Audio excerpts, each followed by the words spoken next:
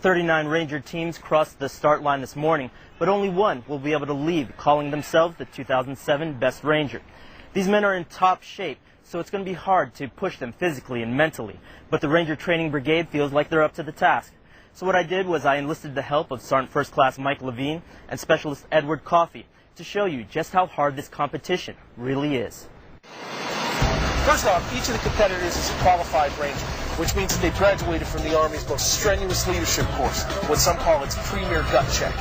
41 teams will enter the competition this year. Less than half are expected to complete this grueling 60-hour event. We're going to take a look at some of the traditional events and see how the Ranger Training Brigade puts their own special twist on them. Replacing the APFT this year is a straight upper body smoker. And if you're expecting PT shorts and t-shirts... Yeah, right. Try full uniform. And this isn't 2 minutes of push-ups and sit-ups. The name of the game is push till you can't push anymore. Hard enough? Sure. But last year, it was all to the beat of a metronome. The Rangers' next goal is 35 meters wide. Unfortunately, they have to hit it from 800 feet up. The goal is to reach the edge of the drop zone as quickly as possible. Any equipment left behind on the DZ will cost the Rangers time. The good news for these competitors, they don't have to carry any gear on their back for the next event. They have to carry it on a two-man litter. And that's just the first 4 hours of the competition. There's nothing but suck the first day of the competition, but the real challenge begins when night falls.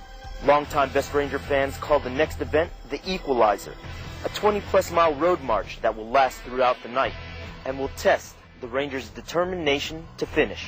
The key phrase to remember here is continuous operations. The competitors are going to be feeling the pain with limited rest and hardly anything to eat. That's going to begin to take a toll by the end of the foot march. It's going to make some teams feel the thrill of victory, others the agony of defeat. I couldn't resist that. I'm sorry. And that's only the first day of the competition. Stay tuned to the next round of services so that you can see the other events that we explored and a change to an old favorite. So, for Sergeant First Class Mike Levine and Specialist Edward Coffey, I'm Sergeant Raymond Flores. Sergeant Flores, the Ranger Training Brigade changes the competition to keep the Ranger buddy teams on their toes. What are some of the surprise events in store this year?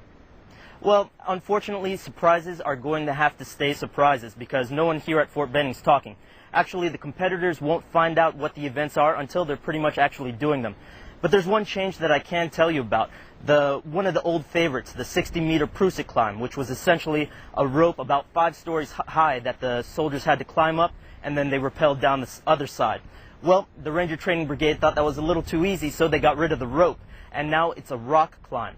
And the event itself is called the Tri-Tower Challenge, which means that they added 2 additional towers.